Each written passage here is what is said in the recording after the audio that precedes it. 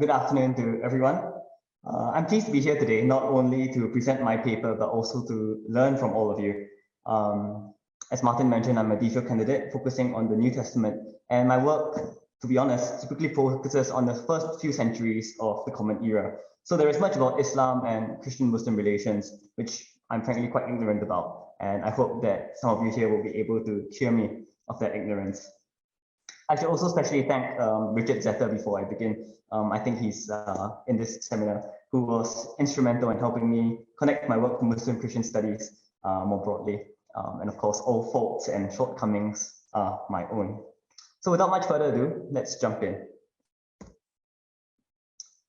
O humanity, indeed, we created you from a male and a female and made you into peoples and tribes so that you may get to know one another. Surely the most noble of you in the sight of Allah is the most righteous among you. This passage on the left is from Surah 49 and in some ways signifies the universality of Islam. In fact, according to Ibn Abi Mulaika, the occasion of revelation of this verse was when the Quraysh people protested against Bilal's call to prayer from the roof of the Kaaba upon the occupation of Mecca because of his black skin color. Moreover, numerous other Quranic passages and hadith material describe the Prophet as a messenger to all peoples. Then there is a passage on the right, Romans chapter 10. The scripture says, "No one who believes in him will be put to shame, for there is no distinction between Jew and Greek. The same Lord is Lord of all and is generous to all who call on him." This passage is from St. Paul's letter to the church in Rome. And in some ways, the message is quite similar to what we see on the left. Anyone who calls upon Christ shall be saved, regardless of their ethnic background.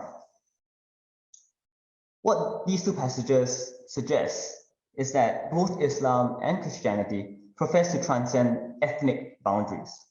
In both religions, God is impartial and does not discriminate based on a person's ethnic background. And today, both religions, of course, include an incredible diversity of adherents from a wide range of people groups. However, both religions require a comprehensive transformation in the lives and worldviews of their adherents. One's religious commitments often influence every sphere of their life, their social networks, who they marry, what to eat, and so on. In other words, ethnicity and religion are not discrete, separable categories, but they often impact and overlap over each other. Moreover, both Islam and Christianity have historically been associated with a particular people group. In the case of early Islam, we cannot ignore the importance of Arabic as a language of the Quran or the Prophet's connection to the Arab peoples. In the case of early Christianity, we have the centrality of a Jewish Messiah who lived and died in Judea, according to Jewish scriptures, and whose primary messengers, the apostles, were mostly Jews. For the rest of this presentation, therefore, I will adopt a primarily historical approach to the question of how Christianity and Islam sought to include the ethnic other. Because I'm a New Testament scholar, I will focus on early Christianity, looking at two rhetorical strategies, which I think we can see in the New Testament epistles. But I'd also like to draw some comparisons with early Islam's inclusion of non-Arabs. And this is generally how the presentation will go. So first off, what do we mean by ethnicity? For most of us, ethnicity is primarily an issue of biology and genealogy. I say I'm ethnically Chinese, for instance, because I believe that at some point in history, I share a common ancestor with millions of other people who say that they are ethnically Chinese. Within this framework, ethnicity is fixed and genealogical. No matter what I do, I could never, change from being a Chinese into being a Malay or to being an Indian. In modern discourse, however, there is much greater awareness that ethnicity is, to borrow or to use an overused phrase, it's a social construct. And this is especially true in the ancient world. In the words of Theresa Morgan, ethnicity, like identity in general, is always a construct. Representations may invoke, among other things, stories of shared descent, shared territory and history, language, culture, and/or cult. The content and significance of claims about ethnicity are closely tied to the contexts in which they occur and the perspectives of those who invoke them, and in any one context, some aspects of the concept will be privileged above others.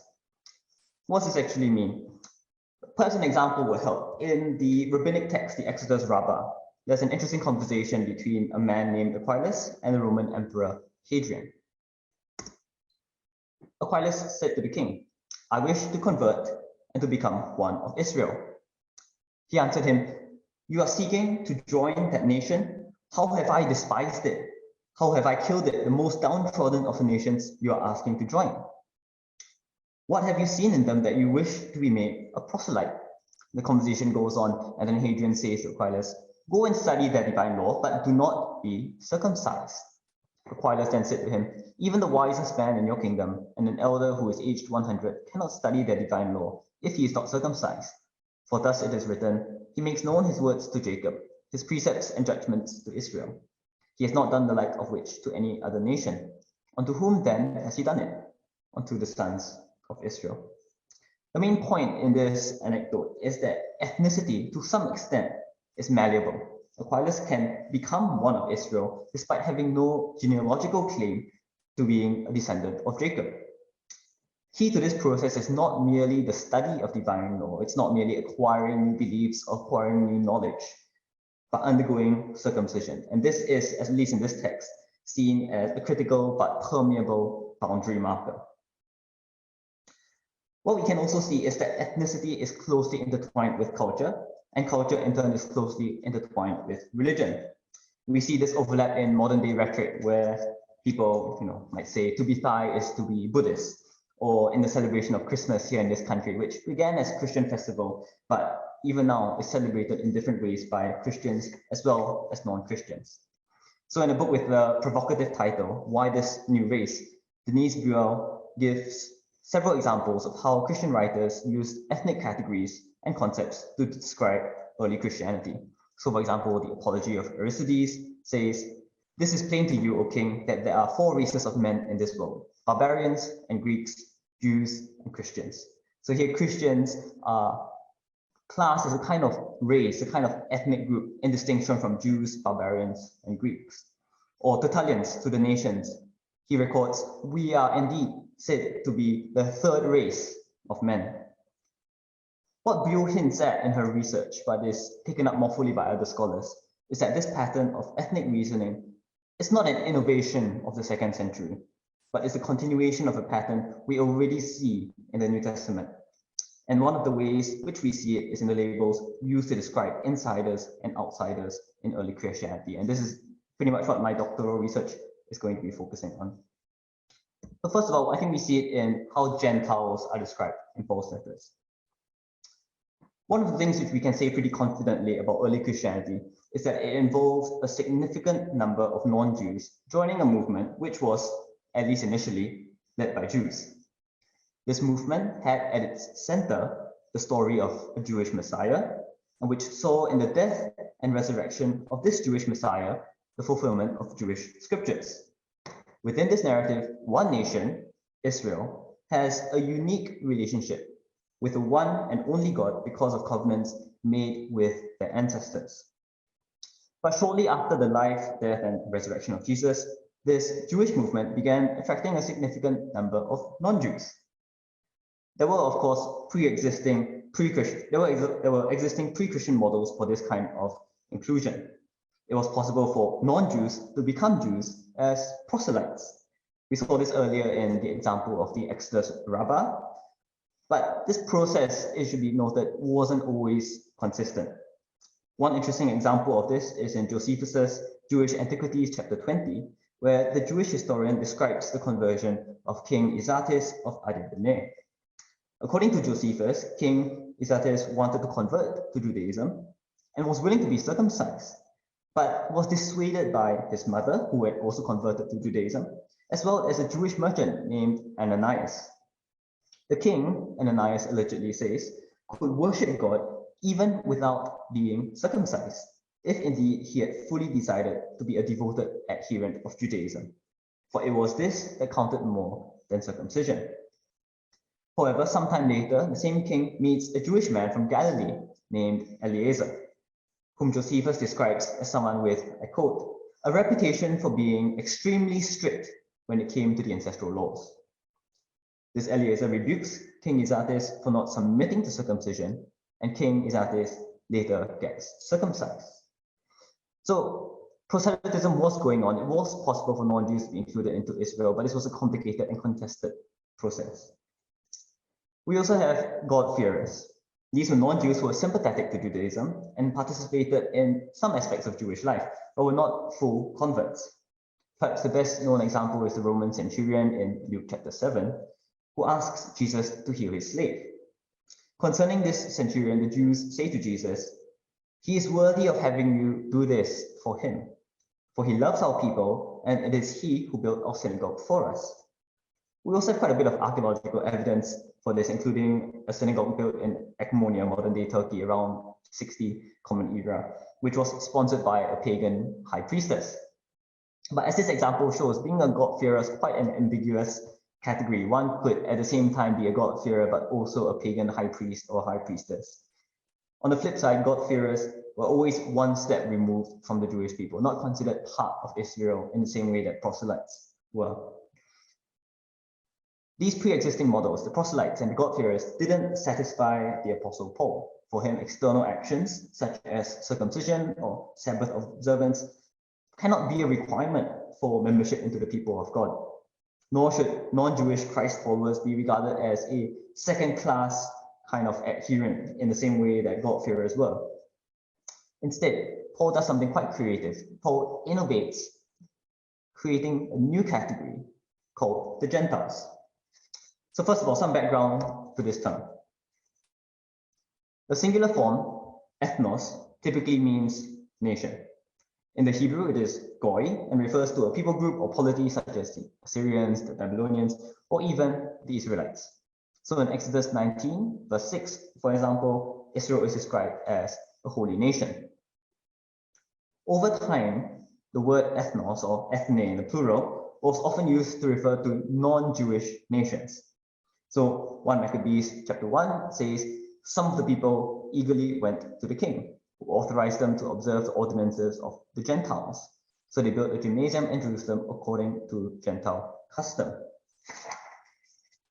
In both instances, ethne doesn't merely mean nations in the general sense, but refers to non-Jewish nations, often in a pejorative sense. Where Paul differs from many other Jewish writers, however, is his use of ta ethne to label individualized non-Jewish persons, Gentiles, 3 Gentiles, 1,000 Gentiles, rather than foreign nations. And below are several examples. So for example, Galatians chapter 2, "For until certain people came from James, he used to eat with the Gentiles." Romans 11, "Now I'm speaking to you Gentiles." And Ephesians 3, "This is the reason that I, Paul, am a prisoner for Christ Jesus for the sake of you Gentiles." In these examples, ethne cannot be translated as nations. It doesn't make sense that Peter would be eating with the nations, but refer to non-Jewish individuals. Paul isn't necessarily the first to use Gentiles in this way to refer to non-Jewish individuals. We already see a shift towards this in some passages in the Maccabees. But as far as I can tell, Paul is the first Jewish writer to use ethne as a non-pejorative reference to non-Jewish individuals. They are not foreigners, they are not enemies, but they are simply non-Jews. In fact, it is neutral enough a term that Paul feels comfortable to address his readers directly as Gentiles, as we see in Romans 11 and Ephesians chapter 3. The second important difference is the extent to which the category ta ethne, the Gentiles, becomes a central element of Paul's theology. We see this especially in Romans chapter 9 to 11, for example, where Paul, among other things, brings up the fascinating analogy of the olive tree. Israel is likened to a cultivated olive tree, and the Gentiles are likened to a grafted wild olive branch grafted into the olive tree. And in fact, Caroline Johnson Hodge says that it's essential for Paul's theology that there are both Gentiles and Jews within God's salvation plan. So Gentiles occupy a very central role in Paul's theology. But why does he do so? Two scholars, Adi Ophir and Ishai Rosenzweig, seek to explain this fascinating move by Paul, and they begin with 2 assertions. Firstly, Paul's monotheistic God is still an ethnic God, that's their term, one who possesses a special relationship with a particular people, that's Israel. The second thing is that Paul objects to circumcision as a requirement for joining the community of Jesus' followers. And for Ophir and Rosensby, these two statements pose a problem for Paul, who is forced to creatively formulate a new label for his non-Jewish readers. This is what Ophir and Rosensby write. Greeks cannot join the ecclesia, that's the church, as Greeks, a category that has no significance in the sacred history of salvation. Nor can they join as universal humans, a concept that Paul, who relies on the biblical narrative, cannot grasp. They also cannot join as Jews, since they were neither born Jewish nor circumcised. The result is that Greeks can join the ecclesia only as goyim. Goyim is the Hebrew for Gentiles, ethne.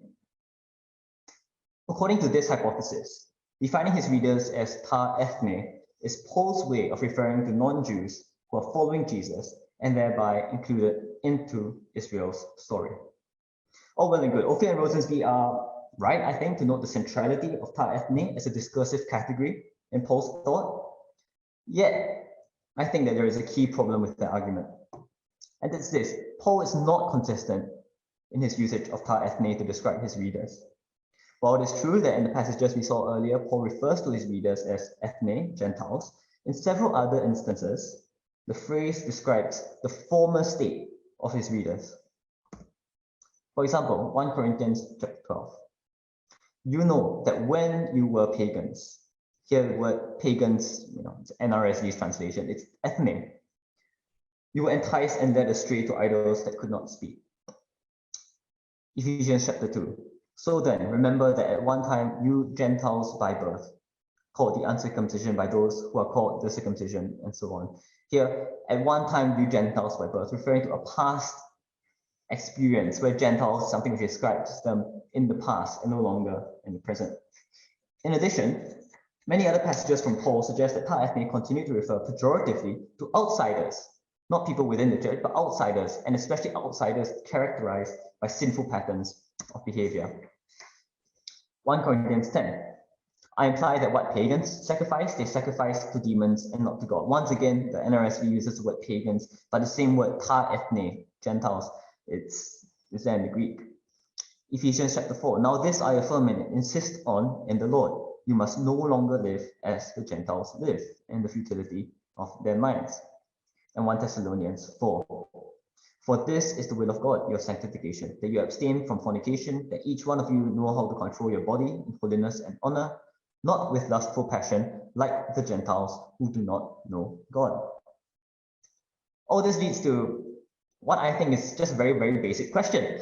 If I'm a first century reader of Paul, whether in Galatia or Ephesus or Rome, am I a Gentile or was I a Gentile? Is it a present tense, yes, I am still a Gentile, or is it past tense, I was a Gentile, but now I'm something else altogether?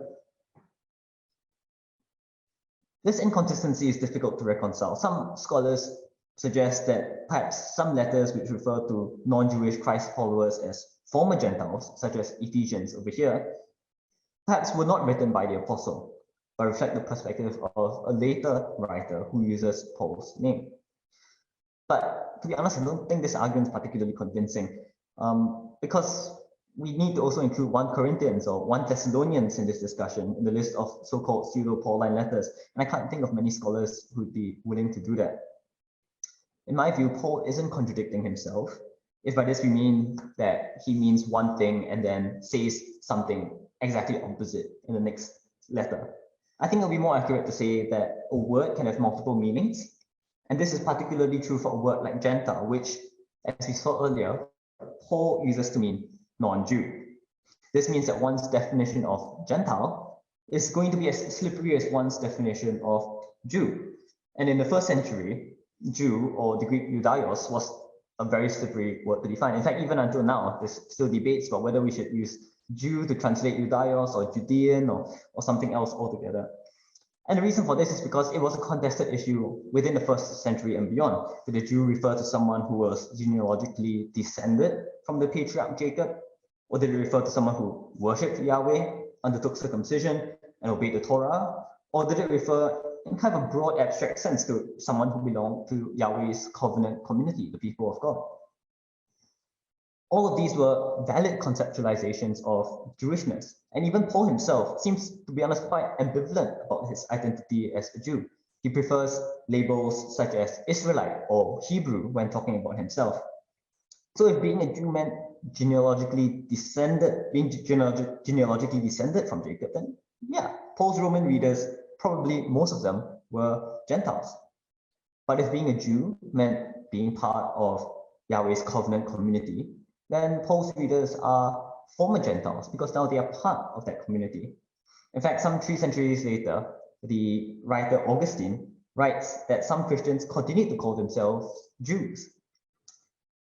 Therefore, despite the apostles' creativity in describing non-Jewish Christ followers as Gentiles, I would argue it didn't really stick. In fact, Ophir and Rosenswein note that from the 2nd and 3rd century onwards, Gentiles was not a very commonly used label by non-Jewish Christ followers.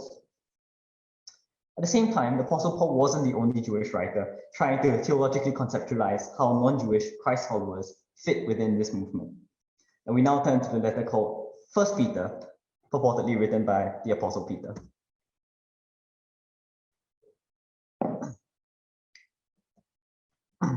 One of my key points in my master's dissertation, and which I hope to build upon in my doctoral research, is the hypothesis that 1 Peter faces very much the same problems as Paul.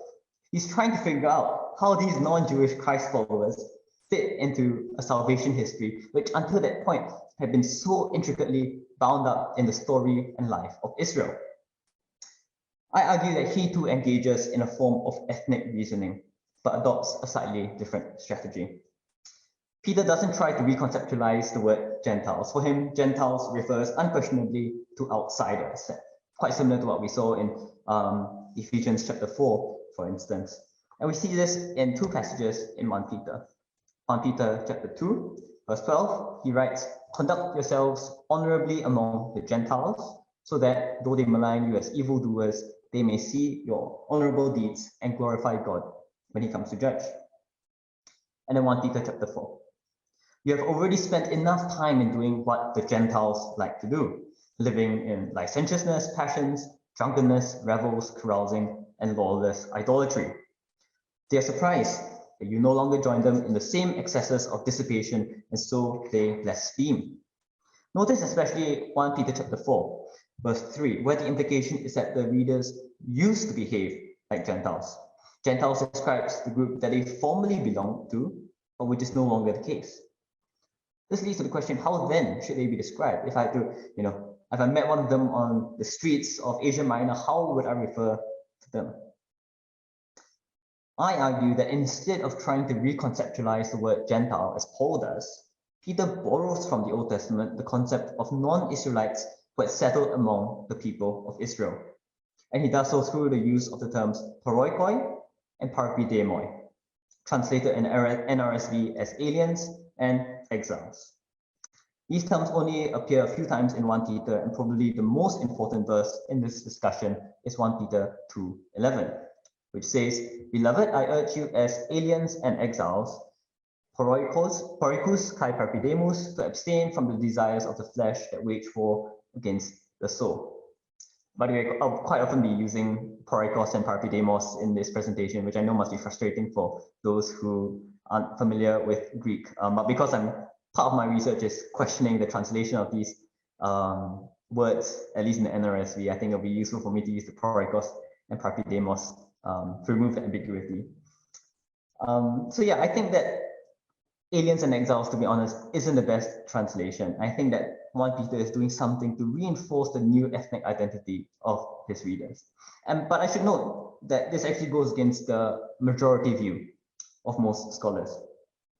In 1981, John Eliot pioneered the view that these two terms, porikos and parpidemos, refer to the literal situation of 1 Peter's readers.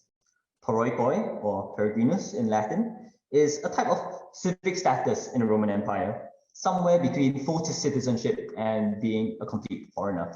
John Eliot, who's American, writing in the 1980s, used the example of resident aliens in America, people who had the right to settle there but were not natives and were not full citizens. As Martin mentioned earlier, I'm from Singapore, and so the example which makes sense for me is permanent residency. People who have the right to live and work there, even though they're not citizens of the country. So Eliot, suggests that 1 Peter's readers were literally resident aliens. I guess in a modern day, it would be green card holders or something. Anyway, this theory sparked a significant amount of debate surrounding the significance of these terms. Porikos, Perpetramos, is it a literal thing or is it a metaphorical thing, and so on. There was so much debate. I'm not going to talk about all of that now. I'll fast forward to the year 2000, where John Eliot published a new book. In fact, it's this Anchor Bible commentary on 1 Peter in the year 2000, where he amends his view, concedes that porikoi and parpidemoi may have had a metaphorical meaning, but that the source of this metaphor nonetheless lies in the social political status of porikoi in the Roman Empire, especially their status as non-citizens, as people who are vulnerable. This is what he writes. It has also been proposed that some of these addressees had already been resident aliens and strangers in the literal sense prior to their conversion. That's his original thesis. These persons would have included not only itinerant traders, merchants, and traveling artisans who had been attracted to the Christian movement, but also and especially many village porikoi of the Asian minor provinces whose land had been annexed to urban settlements, but who were restricted from full citizenship and its accompanying rights and protection. The experience of many as actual strangers and resident aliens provided an existential basis for the depiction of all believers as strangers and resident aliens in a metaphorical sense. In other words, for John Eliot, 1 Peter describes his readers as porikoi and parpidemoi because they have been marginalized and excluded as a consequence of following Christ. This isn't the only interpretation, but I would say it's quite a commonly accepted one. Not only John Eliot, but other important and significant scholars take this view. Now, in my research, I'm not denying that the readers of 1 Peter were suffering or that they were persecuted for their faith. I think that much is clear from passages like 1 Peter chapter 4, 12 to 19, and other external evidence that we have from this period.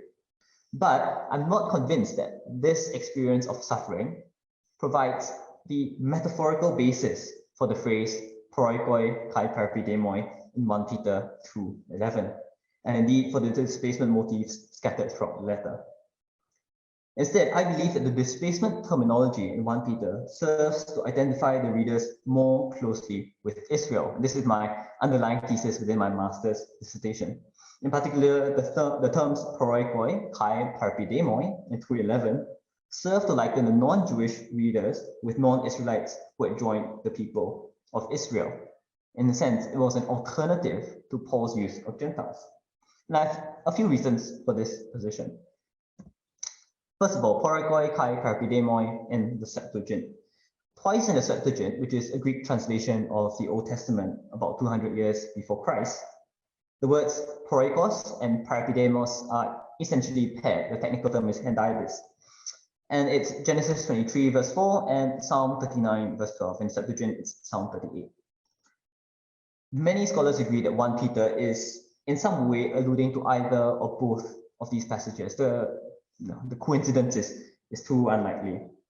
Yet in both passages, the one who identifies as a porikos kai parpidemos is not being socially alienated.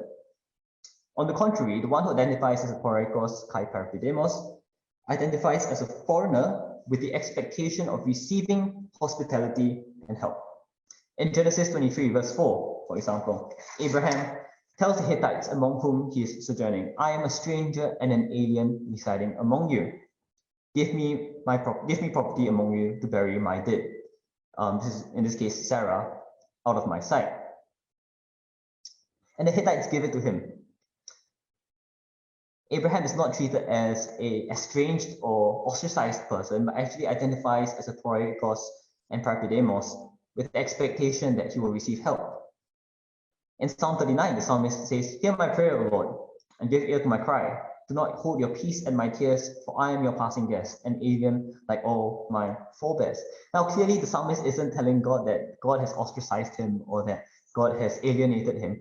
Rather, he's identifying as a porikos and parpidemos, knowing that that's a position of vulnerability and expecting and hoping for hospitality, hoping for help from God.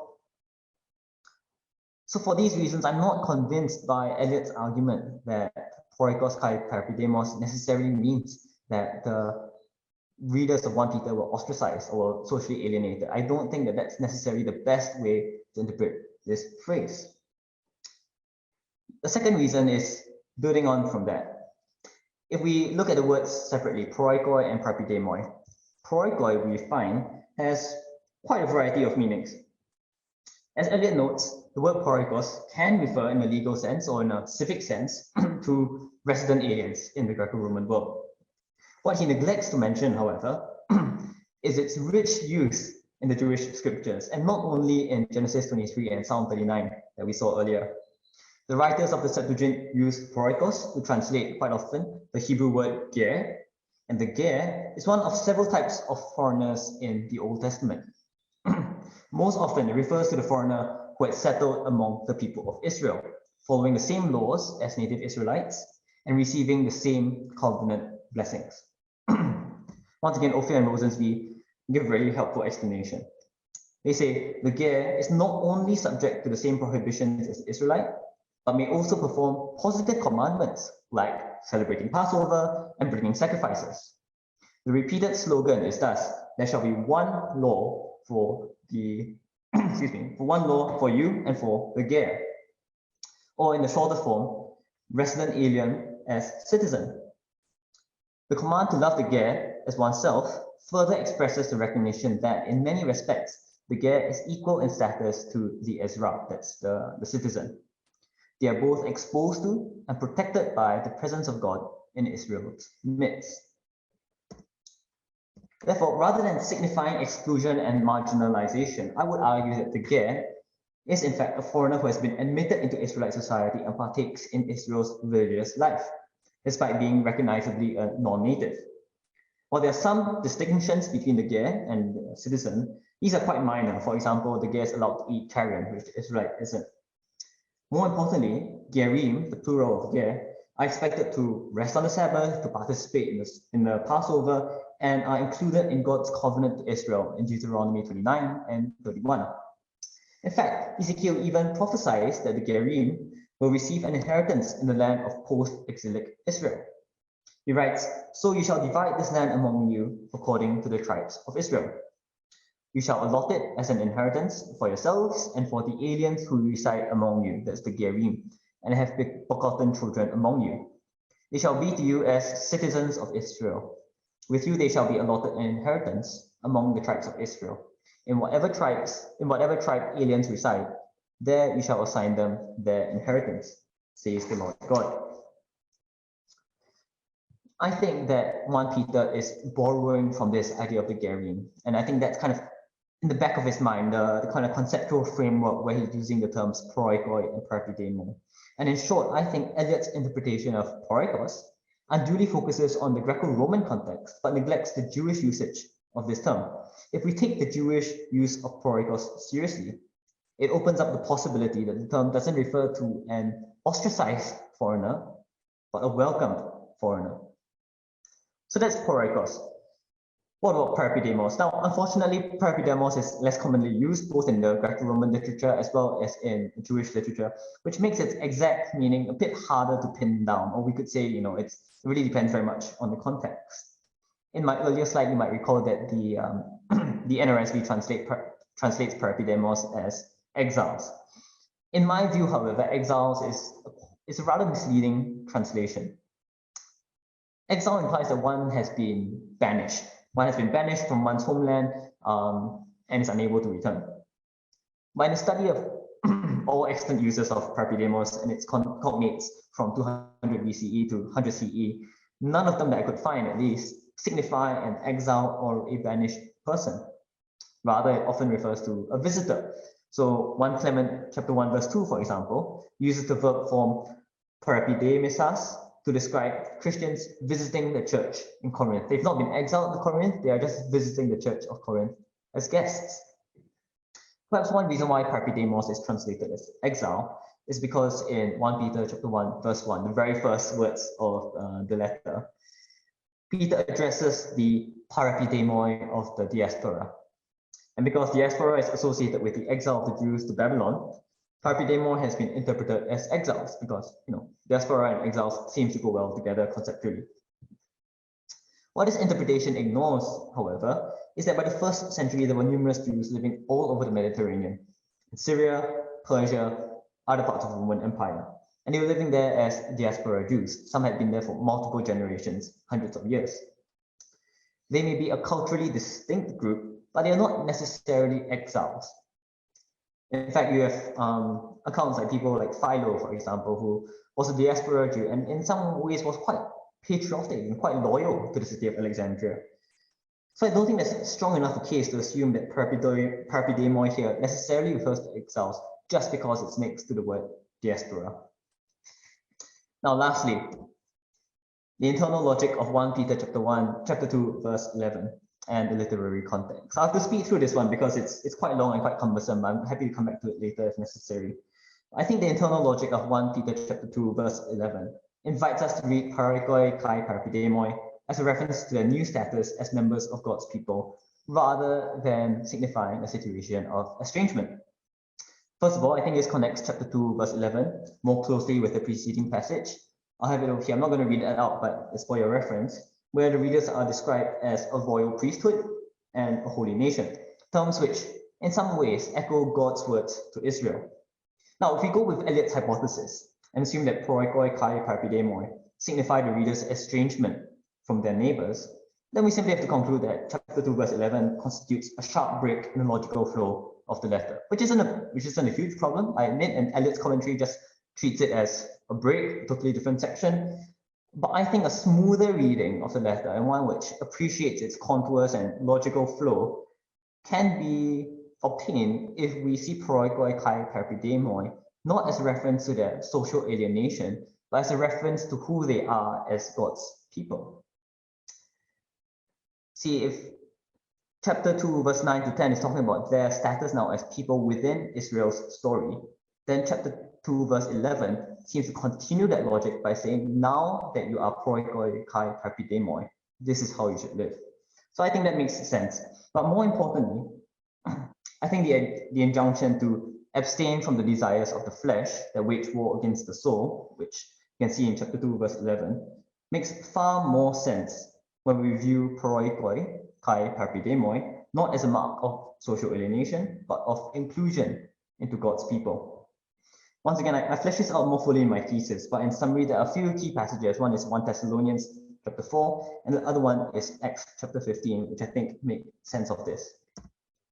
Acts chapter 15, the context of this passage is quite important. This is the Jerusalem Council.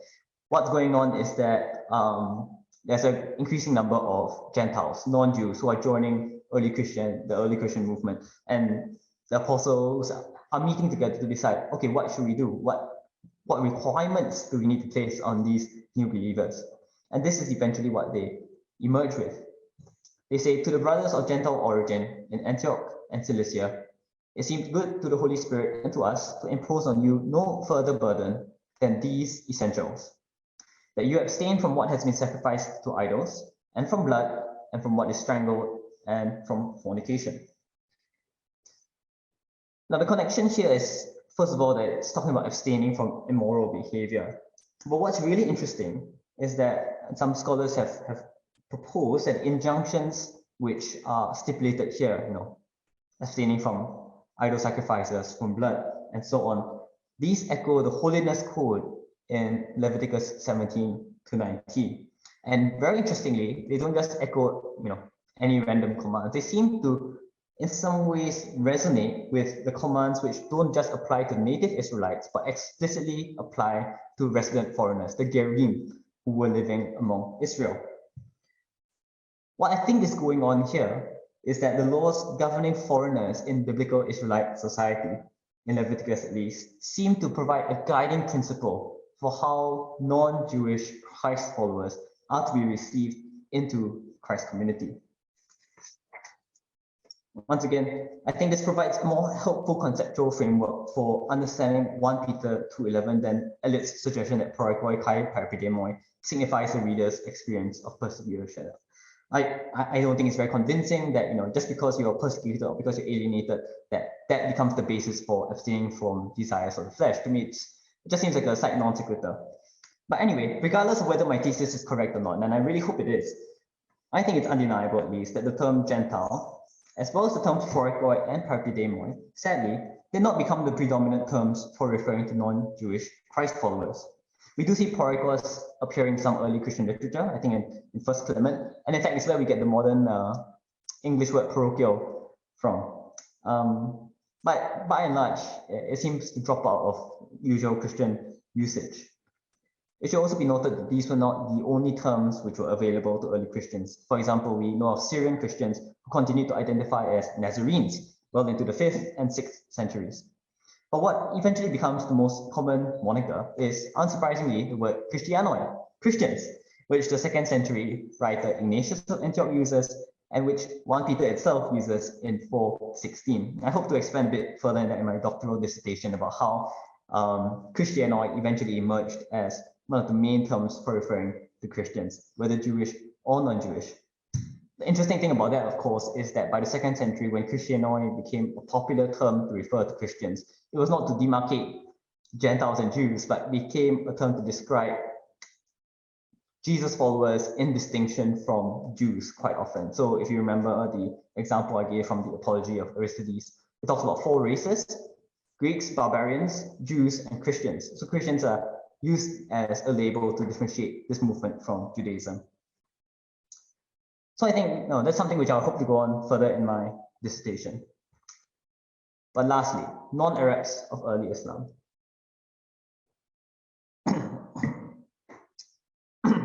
Here I've got to confess, I am not an expert. I will gladly stand corrected if there is anything which I have misunderstood from my readings.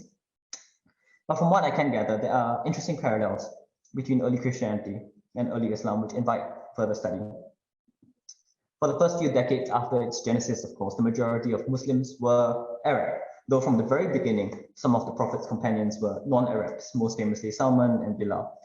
With the Muslim conquests expanding beyond the borders of Arabia, however, the number of non-Arabs within the Caliphate grew. Many of them became Muslims. Now, for early Islam, I would suggest that this did not pose as much of a theological problem as it did for Paul, for Peter, and for the early Christians. And that's because Islam is not as theologically committed to the centrality of Arabs as Christianity is to the biblical idea of Israel. But it did pose a social political challenge, as Patricia Cohn notes. Converts posed a novel problem in that on the one hand, they had to be incorporated, not merely accommodated within Arab society, and on the other hand, they had forgotten their genealogies, suffered defeat, and frequently also enslavement, so that they did not make acceptable Khalifs. The only non-Arabs to be affiliated as such were the Hamra and Asawira, Persian soldiers who deserted to the Arabs during the wars of conquest in return for privileged status. It was in response to this novel problem that the Islamic wala was evolved, presumably by the authorities and at an early stage, though nothing can be said with certainty about its emergence. And I think there are some possible similarities, but also key differences between how the Mawla or Mawali, the integration of non-Arabs into the Islamic Caliphate. And of course, these were not the only strategies which early Islam used to include non-Arabs. Suleiman Bashir, for instance, notes traditions in the 8th and 9th centuries, which describe the Persians as sons of Isaac. It describes also the Copts as relatives of Ishmael through Hagar the Egyptian. And I think this is an interesting kind of ethnic reasoning, which we don't see as much in the New Testament, the reconceptualization of genealogies to tie non-Arab groups more closely with the Arabs. I think what's also quite interesting about this, which makes it quite different from early Christianity, is that this involves the recognizing of other ethnicities, Persians, Copts, so on, as distinct people groups, and not merely lumping them all under the category of non-Arabs. So I think these are some interesting points of connection. Once again, I struggle to really fully flesh this out because of my ignorance about early Islam, but would love to hear thoughts from any of the participants about that. Now, let me now conclude. I think there are a few conclusions and few implications which I would like to draw from my research, especially in the context of Muslim Christian studies. The first is the ethnic origins of Islam and Christianity. Both Islam and Christianity began as what you could call ethno-religious movements, where the majority of their adherents belong to a particular ethnos, particular nation, particular people group. Yet within just a few centuries of their respective inceptions, non-Jews outnumbered Jews within Christianity and non-Arabs outnumbered Arabs. I think this posed different challenges to the two faiths. Most noticeably, early Christians found it, I would say, harder to dissociate from Israel and the Jewish people because of the commitment to Yahweh's covenant with Israel and the continued reliance of Jewish scriptures. Although eventually and somewhat notoriously, they did so by the 2nd and 3rd centuries, where Jews became the other. Like I said, that's a whole thesis in its own right. So that's, I think, the first conclusion. I think a point of interesting comparison between Islam and Christianity. The second conclusion I would draw is the idea of embracing otherness. My research looking at the origins of how non-Jews saw themselves and were perceived within early Christianity, I think serves to remind the vast majority of Christians, myself included, that we as non-Jews have been invited into Israel's story. We are the Gentiles, we are the resident foreigners, and we are the engrafted branches. Here I'm influenced by the writer Barbara Mayer, and especially her recent book, Jesus the Jew in Christian Memory, published in 2020. Mayer stresses the theological importance of Jesus' Jewishness, not just as a historical fact, but taking seriously that Jesus wasn't just born a Jew, but lived as a Jew, someone who went to the synagogue regularly, someone who ate kosher, who observed Sabbath, was circumcised, and so on. And one of the implications which Mayer draws out is the importance of otherness in the Jewish Jesus for Christian theology. So in other words, on one hand, holding tightly to the fact that Jesus, as the great high priest in Christian theology, understands us, can empathize perfectly with our weaknesses, and is completely on our side. Yet on the other hand, it's also other, it's different from us. I think this is something quite interesting, which, I hope to explore a bit further. One of the possible implications of that, I think, is how, in the context of biblical hermeneutics, Christians shouldn't always see themselves as the subject of the story. This is something which I'm drawing from liberation theology, where so commonly we see ourselves as the main character, the subject, the one who's the protagonist of the biblical narrative, and that has its place. But for example, something like the Exodus narrative, it's so easy and so tempting for Christians to see themselves as Israel, the ones who are, rescued, the ones who are chosen by God and delivered from harm. That's all well and good, and that's in a sense how the narrative invites us to perceive the reader, how the narrative invites the reader to perceive themselves within the narrative. But I think by seeing ourselves as the non-Jew, the outsider in the story, we invites further reflection on things like how Christians have persecuted Jews in the past, or Christian persecutions of other peoples in the past, for example. Seeing ourselves as the Egyptians, in other words, or as the Philistines, or as people who are outside the covenant community, but only through Christ have been invited to step within that narrative. So I think that's one of the interesting implications. Another interesting implication which Barbara Mayer draws out, actually, is in the penultimate chapter of her book. She reflects on the famous document published by the Jordan Royal Institute for Islamic Thought in 2007, titled A Common Word. Now, the document, which I'm sure many of you are aware of, is thematically structured around love for God and love for one's neighbor. In its opening section, it quotes the Gospel of Mark. It says, in the New Testament, Jesus Christ said, "Hear, O Israel, the Lord our God, the Lord is one. And you shall love the Lord your God with all your heart, with all your soul, and with all your mind, and with all your strength. This is the first commandment. And the second, like it, is this: you shall love your neighbor as yourself. There is no commandment greater than these." Barbara Mayer remarks, this I quote her, "The Jesus presented in this contemporary Muslim document is the most outspokenly Jewish Jesus one could possibly find in the New Testament text." And she then goes on to invite readers to consider how a reflection on Jesus's Jewishness can actually be a fruitful starting point for Muslim-Christian dialogue. I'm kind of on the fence. I'm still mulling over what exactly the implications of that are, but I think it's an interesting idea. It's an interesting thesis that in that passage in Mark's Gospel, what Barbara Mayer reflects upon is that Jesus turns to the central tenets of Judaism, the monotheistic God, loving the Lord our God, who is one, And to some extent, I do agree with her. That could be a fruitful starting point for dialogue in Muslim-Christian relations. And I think it can be helpful to reflect on our sense, our otherness in the story of Israel. The fact that we as non-Jews, or at least I as a non-Jew, and approaching Christ as an outsider, as an other. So I think these are just some beginnings, the beginnings of implications, the beginnings of conclusions, to be honest, about where my research is going to go. I would love to hear your thoughts, feedback, and questions about this research. Thank you very much.